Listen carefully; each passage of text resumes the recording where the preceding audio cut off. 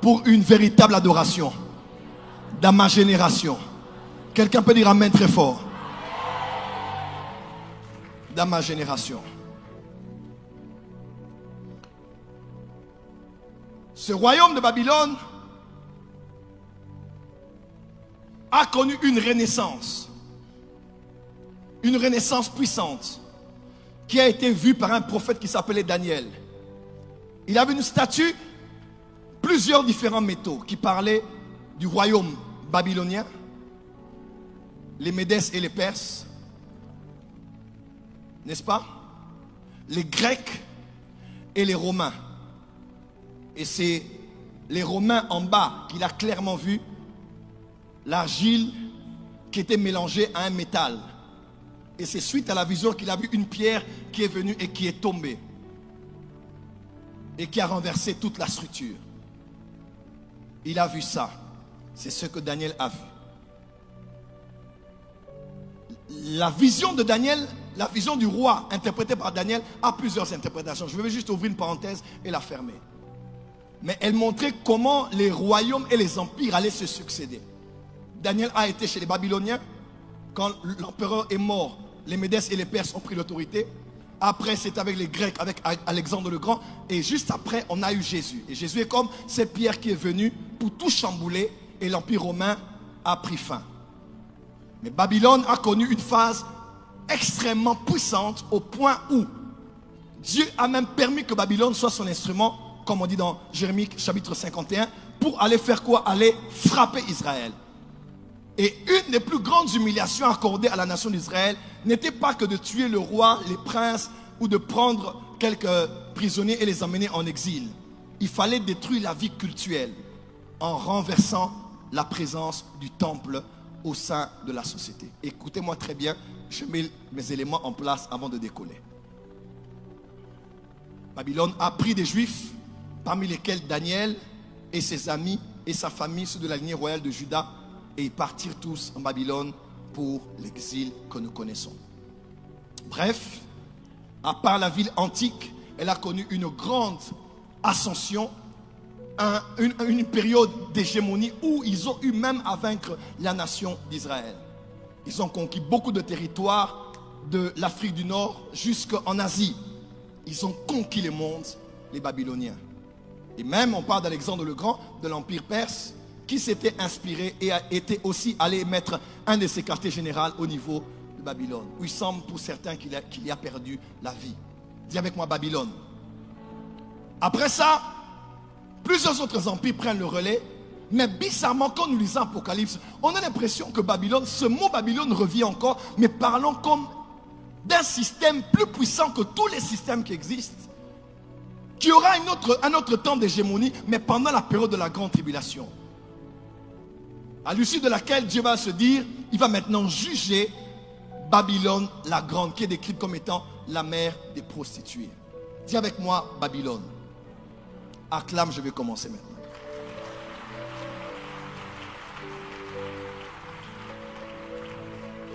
Lorsque je donnais le thème de ce programme, un homme m'a dit, prophète Joël Francis Tatou, enfin tu vas attaquer l'église catholique. Pourquoi? Parce que tu parleras de Babylone. J'ai pris le temps d'expliquer à cet homme au fait que quand vous pensez à Babylone comme étant une structure ou une dénomination, vous allez passer à côté de son sens profond. Et ne pas savoir que vous êtes peut-être déjà en plein Babylone, mais que vos yeux sont en train de regarder ailleurs et vos doigts sont en train d'être orientés sur une certaine religion. Et pourtant, vous êtes déjà peut-être vous-même en plein Babylone. Lorsque l'Empire romain a pris la place, et qu'il était en période d'hégémonie. C'est en cette même période que Jésus est né. Lorsque Jésus est né en l'an 0. Il est mort en l'an 30, l'an 33. Jésus meurt. L'église naît pratiquement en l'an 33, l'an 34. L'église de Jésus naît. Parce que l'église est née juste après la mort du Messie. Lorsque l'église de Jésus naît, en l'an 70, une prophétie du Seigneur s'est accomplie. Il ne restera pas pierre sur pierre. Ici, Jésus a dit qu'il allait détruire le temple qu'il avait en face de lui. Et 70 ans après la naissance de Jésus, la prophétie s'est accomplie parce que le temple a été détruit. Et en 227, un empereur romain qui s'appelait Constantin est né. Il est né le 27 février 272. 272. Et c'est exactement en 325, lorsqu'il régnait dans les nations, que cet homme a embrassé la religion chrétienne qui avait commencé depuis 33. Lui maintenant, plus de 300 ans après, il rencontre le christianisme et enfin il décide de faire du christianisme là une religion d'État sur tout l'Empire. Alors qu'est-ce qu'il faut faire pour mettre tout le monde d'accord? Il a décidé enfin de trouver des similitudes et des dénominateurs communs dans toutes les religions de tous les peuples qui avaient autour, qui étaient conquis par l'Empire, pour permettre à tous les peuples de se retrouver plus ou moins dans une religion similaire. Et surtout similaire à celle qu'il avait embrassée. Ainsi, les fêtes que nous connaissons, ainsi la présentation que nous avons, parce que c'est quelqu'un qui avait finalement accepté que d'autres religions soient incluses au christianisme. Je n'entrerai pas dans ce débat, j'en ai déjà parlé plus d'une fois dans les récentes assemblées générales des Sentinelles. Bref, il a décidé de faire alors de la religion chrétienne une religion d'État. C'est là qu'est né le catholicisme romain. Et quand le catholicisme romain est né, il n'est pas que né pour faire avancer les desseins de Dieu.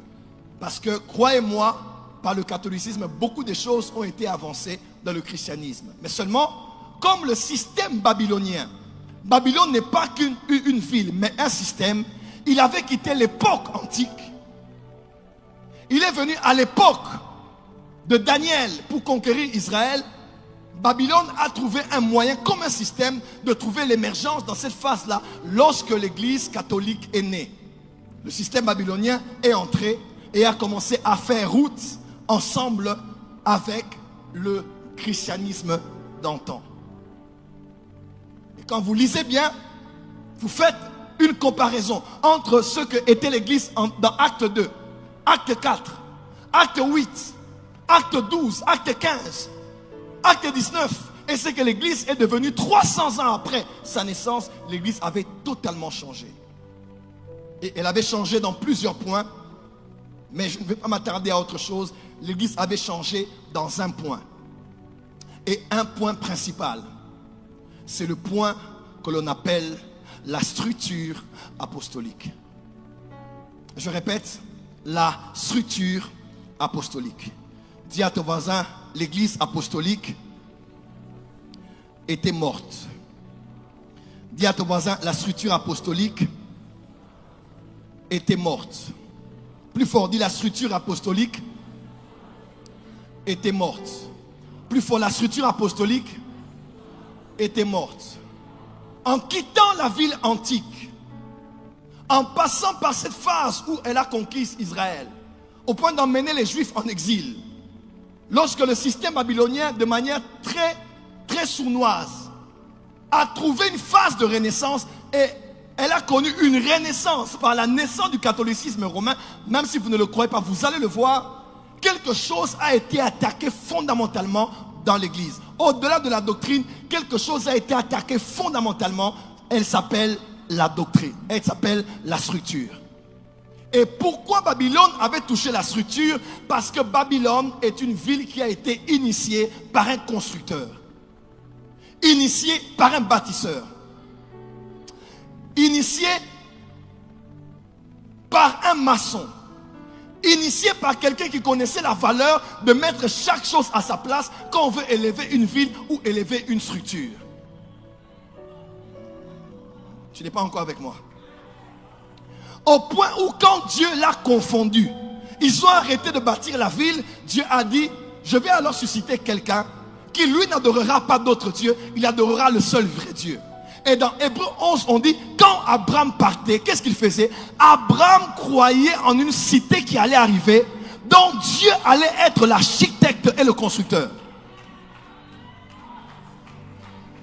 Parce que le combat de Babylone est le combat des architectes, le combat des constructeurs et le combat des structures. Et Abraham voyait une cité qui allait être conçue, organisée par Dieu. Et il voyait cette cité qui était en train d'arriver. Matthieu 1, verset 1, il est écrit: généalogie de Jésus-Christ, fils d'Abraham, fils de David. Et il vint d'Abraham. Et dans son sang coulait aussi cette espérance de voir une cité qui allait être bâtie et construite par Dieu. Et avant d'en arriver à vivre éternellement dans cette cité, qu'on appelle la Nouvelle Jérusalem. Parce qu'il y avait l'ancienne qu'il avait rencontrée par l'homme qui s'appelait Melchisédek. Et avant d'y arriver, le descendant d'Abraham, dans Matthieu 16, a dit ceci: qui suis-je? Que dit-on de moi, moi le Fils de l'homme? Pierre, après débat et délibération, a dit: tu es le Fils de Dieu vivant. Tu es le Christ. Et Jésus a dit: Pierre, sur ces pierres, je bâtirai mon église. Je bâtirai mon église. Le descendant d'Abraham a parlé comme un bâtisseur, a parlé comme un constructeur, a parlé comme un architecte. Je bâtirai mon église. Il pensait à l'église comme un édifice, comme un temple, comme une maison, comme une structure, comme une architecture. Parce que dans cette lignée-là, il y avait l'espérance de bâtir quelque chose de solide, dont Dieu lui-même sera l'architecte. Et Christ a bâti son église. Là, nous sommes dans Actes chapitre 2. Quelqu'un me suit? Dans Actes chapitre 2, l'église de Jésus est née. Quand l'église de Jésus est née, Jésus a annoncé l'église, a enfanté l'église, mais c'est l'apôtre Paul qui a expliqué l'église. Là, nous sommes dans Éphésiens chapitre 2 et chapitre 4. L'apôtre Paul dit ceci: en concernant cette église-là, cette église a été édifiée sur le fondement des apôtres et des prophètes. Dans Actes chapitre 4, il dit, en fait, cette église-là, pour qu'elle soit coordonnée et s'élève comme un temple saint, Christ, qu'est-ce qu'il a fait? Il a laissé des apôtres. Il a donné des apôtres, des prophètes, des pasteurs, des évangélistes et des docteurs. Pour qu'eux travaillent pour l'édification, pour édifier, pour construire, pour bâtir cette église avec le Seigneur, car c'était son plan. Et le travail a commencé dans l'ère apostolique. Il y avait des apôtres à Jérusalem. Acte 11, il y avait des prophètes qui venaient de Jérusalem qui étaient allés à Antioche. Acte 13, il y avait des docteurs et des prophètes à Antioche. Quelqu'un est avec moi? Acte 15, verset 32. Jude et Silas qu'on avait envoyés après le concile étaient tous des apôtres. Quelqu'un est avec moi? Acte 3, acte 8, on avait Philippe qui s'appelait Philippe l'évangéliste. Acte 12, on a Jacques qui n'était pas que apôtre mais qui était aussi pasteur à l'église de Jérusalem. Donc on avait les 5 ministères qui travaillaient très bien dans l'ère apostolique. Pourquoi? Pour parfaire les saints afin d'élever spirituellement ce temple et cette maison spirituelle qu'on appelle l'église. 300 ans après, plus de 300 ans après, quand l'église est devenue catholique romaine, une chose a été touchée, apôtre Michael, c'était la structure. C'était les colonnes mères d'un temple. Les murs porteurs d'un édifice.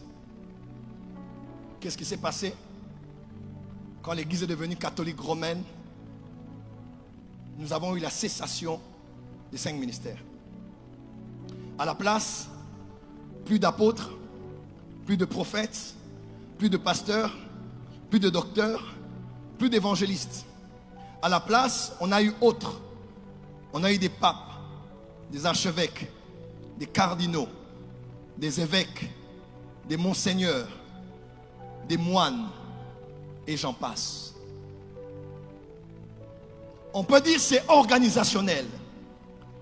Mais ceux qui sont prophétiques, quand ils lisent l'âge de l'église, ils savent très bien que l'église avait été frappée. Dans quoi? Dans sa structure. Et quand la structure n'est plus respectée, la gloire ne sera pas invitée. Quand le plan architectural n'est plus à sa place, n'est pas respecté, la gloire ne sera pas invitée. Et l'église a commencé à perdre en puissance. à perdre en message, à perdre en fardeau, à perdre en élan. Et l'église est allée de plus en plus organisée, extérieurement, puissante, avec l'État à côté. Mais l'église a commencé à perdre son essence, à perdre le mandat de la mission, à perdre l'amour du corps, à perdre sa puissance et même sa raison d'être sur la terre. Parce que par le catholicisme, Babylone est passée pour renverser la structure. Car Babylone est une structure qui a été construite par un architecte, par un bâtisseur, par un constructeur. Dis à ton voisin, c'est la guerre des constructeurs. Dis à ton voisin, c'est la guerre des constructeurs. Dis encore, c'est la guerre des constructeurs. Dis avec moi, c'est la guerre des constructeurs. Lorsque Babylone vient, puisqu'elle attaque la construction, elle ne laisse pas vivre ceux qui posent des fondations. Qui pose les fondations? Les apôtres et les prophètes. Quand Babylone vient, elle ne laisse pas la place à la structure. Parce qu'elle sait qu'il ne faut pas que la structure reste en place. Voilà pourquoi à chaque fois que Babylone ou une autre nation allait humilier Israël, on renversait le temple, on renversait la construction, on renversait l'édifice. Pourquoi? Parce que Satan n'aime pas les édifices à la gloire de Dieu.